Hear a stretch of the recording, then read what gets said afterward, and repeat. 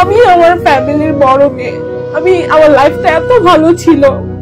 আসলে কি জানেন, আমি একটা আনলাকি একটা মেয়ে, নাহলে আমার লাইফে কেন এরকম হবে?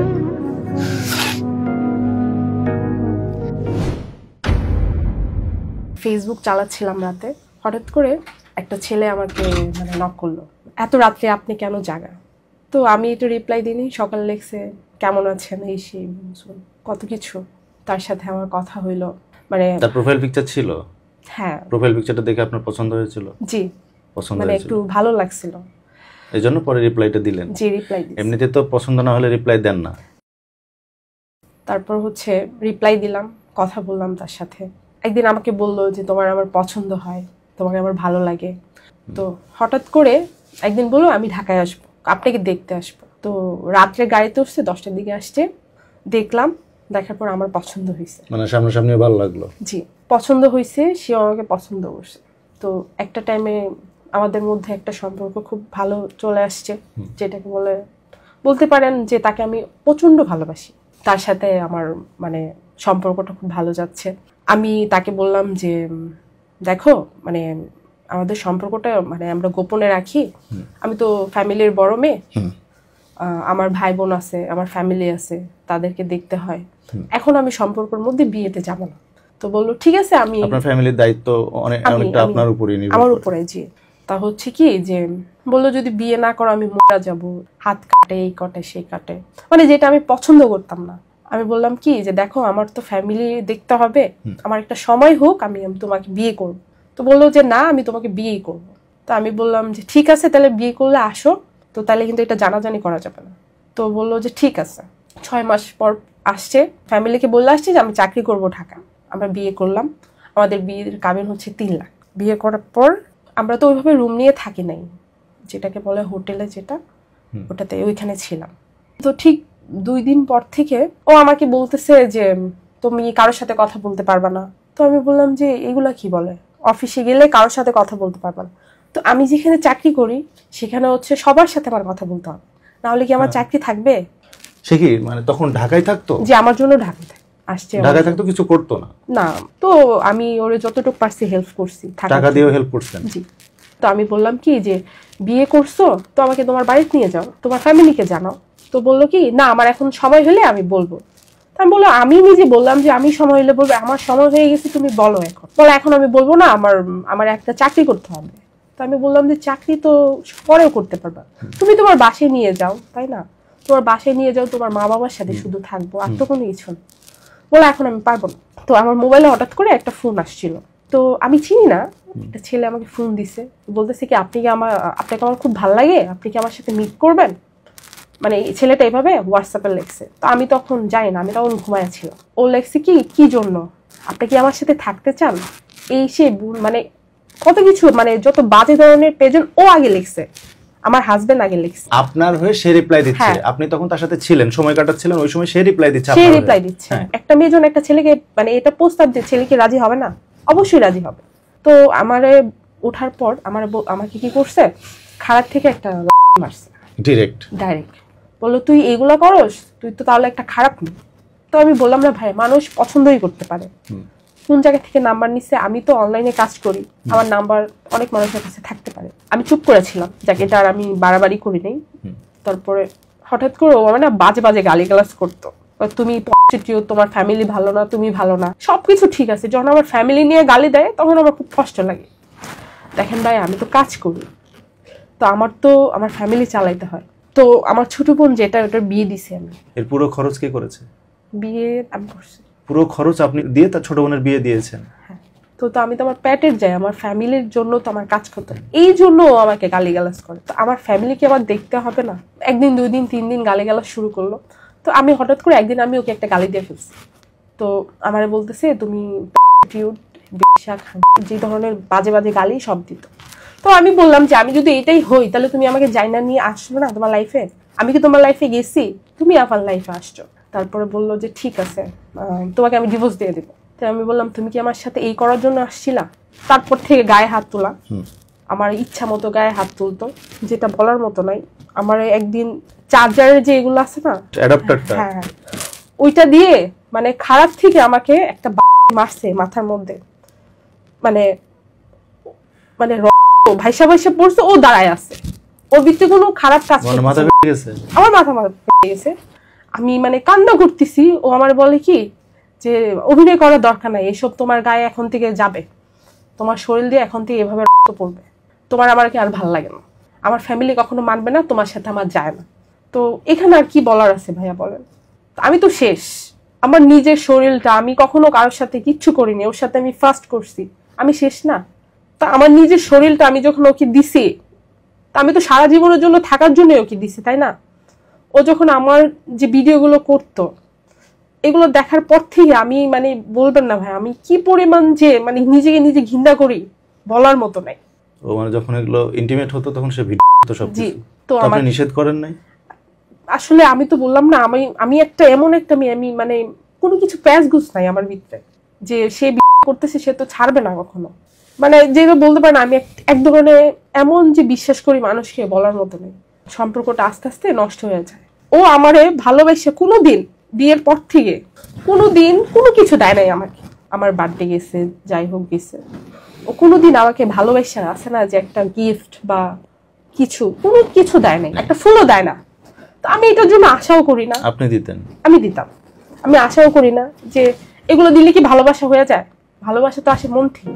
একটা মানুষ আছে না যে ভালোর সাথে সময় কাটাতেন সব সময় সেই হোটেলে, সে টাকাটাও আমি দিছি, ও আমাকে কিচ্ছু দেয় নাই। মানুষ মানে ভালোবাসা হাজবেন্ড ওয়াইফ ফাঁকা পকেটে শাসন, শুধু শাসন, শুধু শাসন। ওর ফ্যামিলির জন্য ও সবকিছু করছে, খালি বলে আমার ফ্যামিলির মান সম্মান যাবে, তুমি এখন কিছু বললো না, এখন কিছু বললো না। আমি বলছি আমি এখন তোমার বাড়িতে যাব, তোমার ফ্যামিলির কাছে যাব, তোমার সাথে থাকবো। তো বলতেছে এখন আমি পারবো না। আমি হাওয়া মাওয়া করে মানে কান্নাকাটি করি, যার জন্য আমি এত কিছু করলাম, যার জন্য আমি আমার ফ্যামিলির সাথে। আস্তে আস্তে আপনি বুঝতে পারতেছেন যে এই সম্পর্ক শেষ হতে চলেছে। জি। হাত কাটা শুরু করলেন কেন? এটা কেন? ও আমার বলে কি যে তুমি বাঁচতে চাও? আমি কই বাঁচতে চাই মানে? তাহলে তুমি হাত কাটো, আমার জন্য হাত কাটো, দেখাও তুমি আমার কতটুকু ভালোবাসো, এই সে কত কিছু। আমি হাত কাটতাম ওর জন্য। আর ওটাও সে ভিডিও করতো। আমার সবকিছু ওর মোবাইল আছে, যা আছে সবকিছু, আমার হাত কাটা, আমার ভিডিও, আমার যা আছে, আমার 2-3 বছর আগের ভিডিও সব ওর কাছে আছে। আমি অনেক হার্ড, আমি অনেক শক্ত।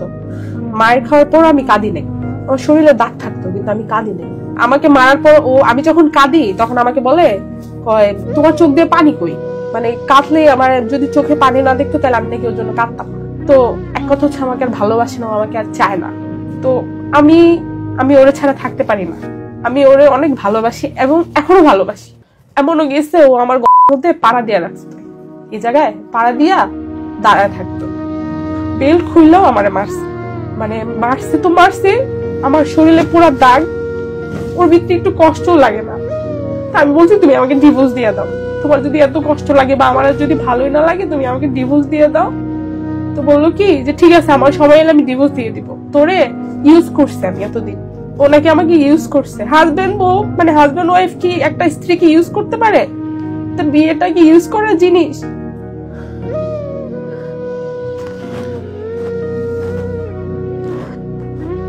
তা আমি বললাম কি যে দেখো মানুষ, আমার ফ্যামিলিকে জানাজানি হইলো, আমি কান্নাকাটি করলাম ঘরের ভিতরে। আমি আমার সবচেয়ে বেশি আমার বাপকে ভালোবাসি। আমার বাপ এটা দেখার পর মানে আর সে খাওয়া দাওয়া ছেড়ে দিছে। তো আমি একবার না 2-2বার চেক করতে গেছি, শুধু মানে আমি বাঁচতে পারবো না, যে অবস্থা আমার লাইফে গিয়েছে আমি আর বাঁচতে পারবো। আমি ওর জন্য যেভাবে কান্না করছি, আমি কানতে কানতে আমার এই গলাটা ব্যথা চলে আসছে, আমার মানে মুখটা মানে ফাইটটা যায় যখন আমি কান্না করি। মানে আমি কি বলবো, আমি কি ভুল কাজটা যে করছি ওর বিশ্বাস করে। আমার 2 বছরের ছবি এবং সবকিছু ওর কাছে এখনো। আমার কথা হচ্ছে পুরুষ মানুষ কেন এরকম, যে পুরুষ মানুষটা তো বিশ্বাস করে তার সাথে সবকিছু করা, তো এইগুলো আবার মানে স্ক্রিনশট দিয়া ভিডিও করে, এটা কি ধরনের জিনিস? তারপর হচ্ছে ভাইয়া আমাদের ডিভোর্স হয়ে গেছে, আমি নিজে যাই ডিভোর্স দিয়ে দিছি। 4 মাস আগে ডিভোর্স দিয়ে দিছি, গত 4 মাস আগে সহ্য করতে না পেরে আমি ডিভোর্স দিয়ে দিছি। ডিভোর্সের পর আমি 5-6 দিন মানে আমি বিশ্বাস করে আমি 15 খাইছি। 2 দিন আমি মানে কোনো আমার মানে হুঁশ ছিল না যে আমি কই আসি, কি করতেছি, আমার বাপ মা কান্নাকাটি করতেছে, মানে তারপরে আমি একটু ঠিক হচ্ছি একটু একটু করে। তো ওই দিনও আমি অনেক হাত কাটি, যেটা আমি জীবনও এগুলো আমি পছন্দ করতাম না, যেটা আমি দেখলে মানুষকে বলতাম যে এগুলো ঠিক না, সেই কাজটা আমার করতে হয়েছে। তারপরে হয়েছে কি, ওই যে বললাম না আমার একটু বিশ্বাস, আমি মানুষকে খুব তাড়াতাড়ি বিশ্বাস করি। তো কি করলো, মানে আমার থেকে মাপ চাইছে যে আমার ভুল হয়ে গেছে, তোমাকে আমি ভালোবাসি, ঠিক আছে আমি তোকে নিয়ে যাব। আমার কি স্বপ্ন জানেন ভাইয়া, যে আমি ওর সাথে থাকতে চাই, আমি ওকে মাফ করে দিছি। পরে কি ডিভোর্স উইথড্র করছিলেন? না না, ডিভোর্স একদম হয়ে গেছে। ডিভোর্সের পরও আমি ওর থেকে মাফ করে দিছি, আমার থেকে আসছে। তারপর সেটা তো হারাম সম্পর্ক। হ্যাঁ, এটা হারাম সম্পর্ক, এটা আমি জানি। ও কান্নাকাটি করতেছে, আসলে কি জানেন, যে শুনলাম যে একটা ছেলে নাকি একটা মেয়ের জন্য যদি কান্না করে, এটা নাকি সত্যিকারই কান্না। তো আমি বললাম ঠিক আছে, তো 2-3 মাস যাক, বিয়ের তো 3 মাস পর বিয়ে করতে হয়, আমার ডিভোর্সের 3 মাস পর। তো বললো যে ঠিক আছে। তো এখন কথাটা হচ্ছে কি, যে আমার ভিডিও কথায় কথায় বলে ছাড়া দিবে, আমাকে করে, আমাকে বলে যে তোমার সাথে আমি থাকতে চাই, যখন সময় হবে তখন বিয়ে করবো। আমি এটা চাই নাই। ওই দিনও আমাকে কি করছে, পাশের মার্কেটে আমি একটু জিম করি, তো পাশের মার্কেটে আসছে, আসার পর ওর বেল্ট আছে না, প্যান্টের যে বেল্টটা, আইসা আমাকে ওইখানে শুরু করছে জিমের ভিতরে। হ্যাঁ, মানে নিজের কাছে এত ঘৃণা লাগছে যে আমি কার সাথে সম্পর্ক করছি, কাকে বিয়ে করছি। আমি চাই যে কোনো মানুষ, যে মানে ছেলে মানুষকে বিশ্বাস জানে এভাবে না করে যেভাবে আমি ওকে বিশ্বাস করছি। আমি যখন চাকরি করতাম, নিজে টাকা খরচ না করে ওকে দিতাম। ও আমার থেকে কখন টাকা চাইতো কিভাবে জানেন, তুমি আমার 10,000 টাকা দাও, আমি 10,000 টাকা কেমন আনবো, আমি কি শুয়ে এনে দিব,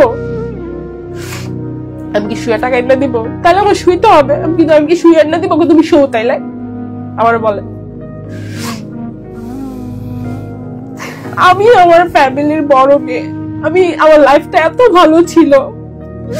আমার বাবা যখন আমার জন্য বিয়ে ঠিক করছিল ইটালিতে, আমি শুধু ওর জন্য না করছি। আসলে কি জানেন, আমি একটা আনলাকি একটা মেয়ে, নাহলে আমার লাইফে কেন এরকম হবে। আমার কথা হচ্ছে, আমি ওকে আর চাই না, আমি ওকে আর চাই না, আমি আমার মতো করে থাকবো। আমার ফ্যামিলি যখন সময় হবে, একটা কথা কি জানেন ভাইয়া, যারা ডিভোর্স হয়ে যায় না, যখন শুনে একটা মেয়ের যে বিয়ে হয়েছে, মানে মানুষটা যতই ছেলে ভালো, তখন ওই ছেলে মানে ছেলেটা বলবে যে মেয়েটা আসলে খারাপ। ওরা বলবো যে ডিভোর্সে মেয়েটাই খারাপ, ডিভোর্সে মেয়েটার সাথে কি কি হয় তাহলে এটা জানতে চায় না মানুষ। আমি চাই নাই যে আমি ডিভোর্সই হই, আমি কখনো চাই নাই যে আমার জীবনে এই দাগটা লাগুক। আমি অনেক হাসি খুশি একটা বিয়ে ছিলাম। এখান থেকে বের হয়ে আপনি একটা জিডি করবেন তার নামে, যে আমার প্রাক্তন স্বামী যাকে আমি ডিভোর্স দিয়েছি, সে আমাকে ডিস্টার্ব করতেছে এবং সে স্বামী থাকা অবস্থায় আমার ছবি সংগ্রহ করে এখন সে আমাকে হুমকি দিচ্ছে। আপনি আজকে একটা জিডি করবেন, আপনি এই কথা আমাদের সবাইকে দিয়ে যান যে আপনি আজকে একটা জিডি করবেন। এরপর তার চিন্তা আপনি মাথা থেকে বাদ দিবেন।